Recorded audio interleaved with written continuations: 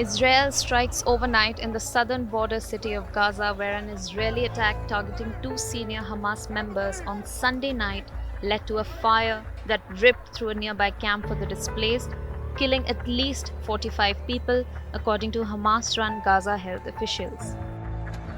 In the aftermath of a recent attack in Rafah, conflicting reports and reactions have emerged from various leaders and witnesses. Let's hear the perspectives from different voices on this tragic event. Avi Himan, Israeli government spokesperson, said the following.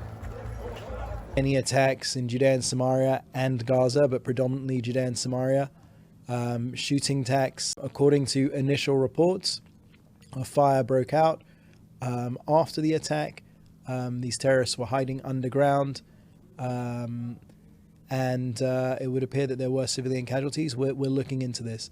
I will say that it was definitely grave. Any loss of life, civilian life, is grave and is awful. We seek to go after Hamas. Israeli Prime Minister Benjamin Netanyahu also addressed the situation, emphasizing the efforts to avoid harming civilians and the need for an investigation. In Rafah, we have already evacuated about 1 million non-involved residents, and despite our best efforts not to harm the non-involved, unfortunately, a tragic mishap happened last night. We are investigating the case. We will present the conclusions because this is our policy. On the ground in Rafah, witnesses described the chaos and devastation caused by the attack. Suddenly, a missile fell and lit up the area in red. We were all screaming and checking who among us had died and who was still alive. The bodies of innocent children were torn to pieces. It is not fair for this to happen to us. Even our food was mixed with blood.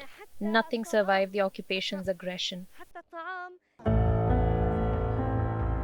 International leaders have also voiced their condemnation of the act. Turkey's President Erdogan had strong words for the incident. The genocidal murderers, who have martyred more than 36,000 of our Palestinian brothers and sisters so far, rained missiles and bombs yesterday on civilians in a refugee camp in Rafah, which they declared a safe zone. This massacre, which took place after the call of the International Court of Justice to stop the attacks, once again exposed the bloody and treacherous face of the terrorist state. The Biden administration and the US have reportedly told Israel to take every precaution to protect civilians as it faced calls from some fellow Democrats to halt military shipments to Israel. French President Emmanuel Macron was outraged by the attacks and said on X, Twitter, that these operations must stop.